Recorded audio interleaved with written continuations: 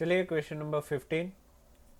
ये important problem है क्योंकि ये थोड़ा सा आपको डिफ़िकल्ट लग सकता है, हालांकि डिफ़िकल्ट है नहीं, बट इसका अप्रोच थोड़ा डिफरेंट ज़रूर है। इसको सॉल्व करने का रास्ता थोड़ा सा अलग है, तो इसको समझने की कोशिश करते हैं। Question number 15। To lamps, one rated 100 watt eight 220 volt. एक बल्ब है वो 100 वाट का है और 220 वोल्ट पे ऑपरेट कर रहा है, घर पे ऑपरेट कर रहा है।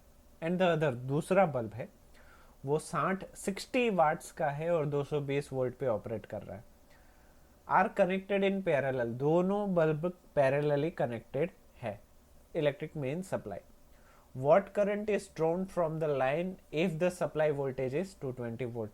तो ये दोनों मिलके सर्किट में कितना करंट खींचेंगे वो हमें ढूंढना है।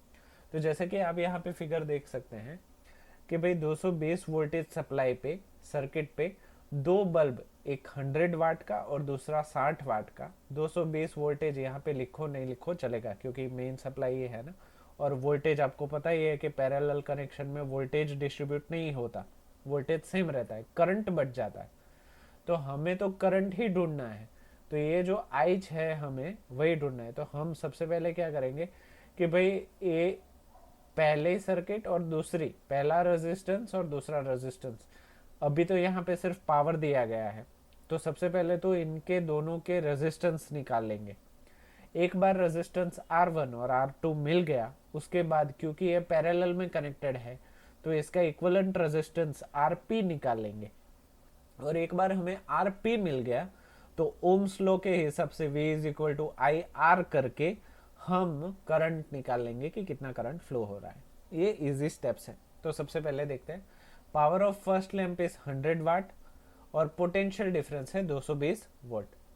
Current through the first lamp, अगर हम पहले लैंप की बात करें तो इसमें करंट मान लीजिए कि I1 बह रहा है। So current P is equal to I V, power triangle हमें पता है, P is equal to I V. हमारे पास पावर है, वोल्टेज है, पर करंट नहीं है। तो सबसे पहले I1 is equal to P1/V। क्योंकि ये पहला वाला बल्ब 100 वाट का है और वोल्टेज 220 का है, तो इसको हम रैशनलाइज फॉर्म में ही रहने देते हैं फिलहाल, क्योंकि ना प्रोसीजर बड़ी है, हर बार आप रैशनल्स को सॉल्व करने जाओगे तो टाइम बढ़ जाएगा। सो आई सजेस्ट रैशनल ही रहने दो, फाइनली जो आंसर आएगा उसको सॉल्व कर दो। हर किसी को सॉल्व करने की जरूरत नहीं है, वरना प्रॉब्लम आसान होते हुए भी मुश्किल हो जाएगा।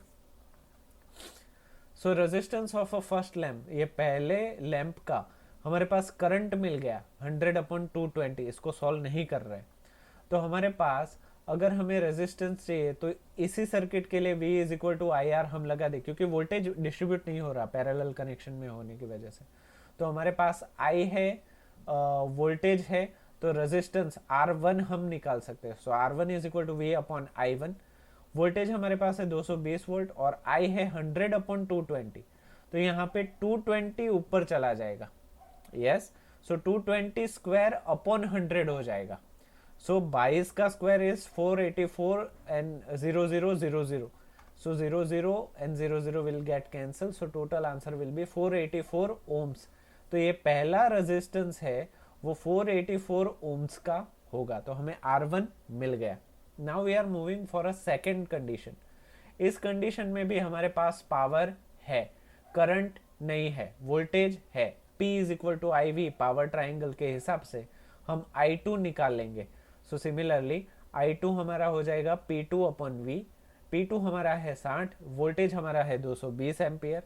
इसको हम रैशनलाइज फॉर्म में ही रहने देते हैं। तो रेजिस्टेंस के लिए फिर से यहाँ पे वोल्टेज पैरेलल में डिस्ट्रीब्यूट नहीं होगा, so V is equal to I R हम यूज कर सकते हैं। तो आई आर यूज करें तो उसमें हमें R2 को फॉर्मूला मेकर बनाओ, voltage upon I2। Voltage is 220/60/220, denominator goes into numerator. So 220 का हो जाएगा स्क्वायर अपॉन 60, इसका हो जाएगा 2420 अपॉन 60, 00 हो जाएगा कैंसिल। सो फाइनल ये हो जाएगा, सॉरी 4840 यहाँ पे हुआ था ना, तो फाइनली आंसर आ जाएगा R2 इज इक्वल टू 2420/3। इसको हम रैशनलाइज में ही रहने दो, सॉल्व मत करो। अभी रेजिस्टेंस 1 मिल गया और रेजिस्टेंस 2 मिल गया। अभी ये दोनों रेजिस्टेंस एक दूसरे से कनेक्टेड है पैरेलल सर्किट में। तो equivalent resistance 1 upon R P is equal to 1 upon R one plus 1 upon R two. तो 1 upon R is equal to 1 upon R one plus 1 upon R two. R one हमारे पास है 484 ohms, तो 1 upon 484 ohms plus 2420 upon 3, तो पूरा inverse हो जाएगा 3 upon 2420। अगर आप इसका एलसीएम निकालोगे तो 2420 निकल सकता है। 484 इंटू 5 करोगे तो 2420 आ जाएगा। So 5 plus 3 upon 2420, 5 plus 3 8 upon 2420। क्योंकि ये 1 upon R is equal to 8 upon 2420 है, दोनों तरफ इन्वर्स करने के बाद R is equal to 2420 upon 8। अभी इस रेशनल को आप क्लियर कर दो, अभी इसमें प्रॉब्लम नहीं है।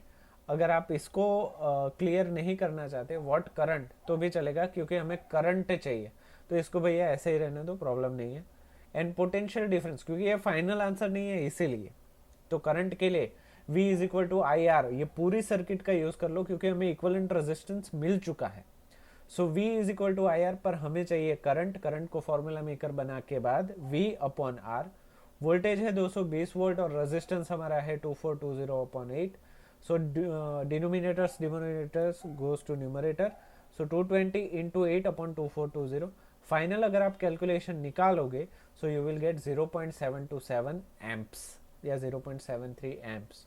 ये आपका हो गया फाइनल आंसर। ये पूरे सर्किट का इक्विवेलेंट करंट ये I 0.73 एम्प्स होगा।